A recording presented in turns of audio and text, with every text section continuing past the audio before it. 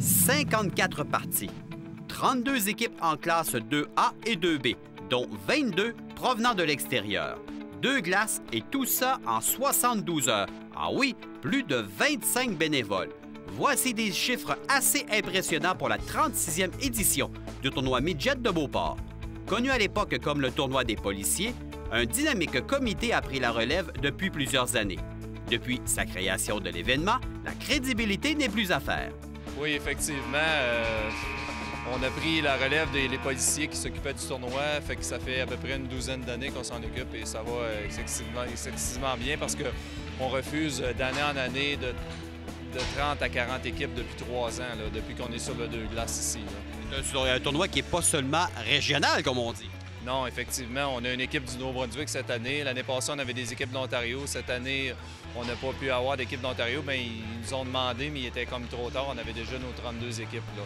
Mais d'année en année, on a toujours des équipes de l'extérieur qui font la demande, effectivement. Avoir des clubs de l'extérieur, ça ajoute justement au fait que le tournoi est bien reconnu? Oui, effectivement. Comme je disais, on a refusé plus de 35 équipes cette année. C'est vraiment, on a des demandes et d'année en année, les équipes qui partent nous demandent gardez-nous notre place pour l'année prochaine parce que souvent dans le midget, les coachs reviennent. C'est des non-parents souvent, fait qu'ils veulent revenir avec leur équipe parce qu'ils ont adoré l'expérience ici, là. Toutes les compétitions sportives ayant plus de 15 à 20 ans d'ancienneté prouvent l'excellence de l'organisation. Le tournoi Midget de Beauport ne fait pas exception à la règle. Mais qu'est-ce qui fait la différence ici? Réponse?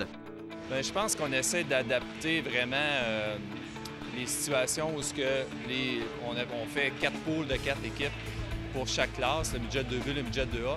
Puis les poules, on fait toujours les games une après l'autre. Fait que là, les entraîneurs, les parents peuvent regarder toujours les équipes de leur même poule.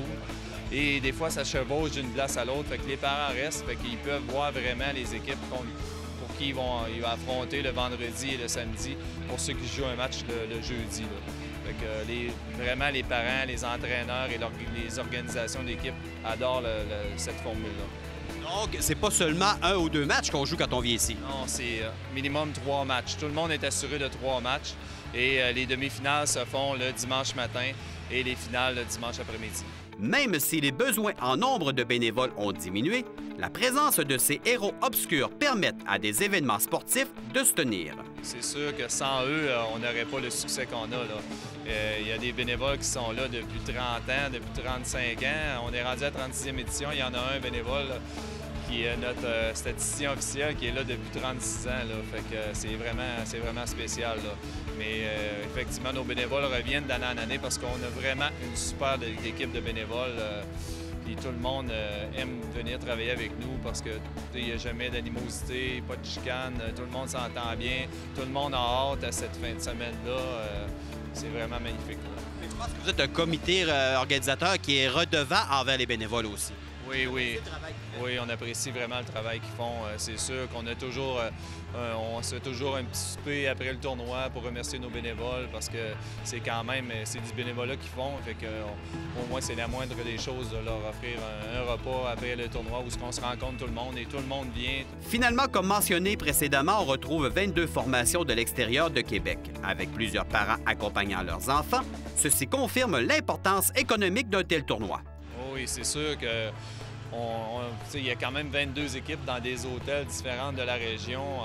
Fait que c'est bon, tout le monde, les hôtels nous appellent, disent hey, avez-vous des équipes? Fait qu'on fait des ententes quand même pour essayer de loger le plus de monde possible aux environs de Beauport pour accommoder toutes nos équipes, là. Puis en général, les gens sont vraiment contents. Puis on a que de bons mots, rien ne se passe. On n'a pas de problème avec les équipes dans les hôtels, puis tout le monde est heureux, là. C'est pour ça qu'il y en a qui me réservent d'année en année, même en partant, ils réservent déjà leur hôtel parce qu'ils ont adoré leur séjour aussi. Et quand un visiteur désire revenir à toutes les années, faut bien s'en occuper et aussi continuer à avoir bien du plaisir.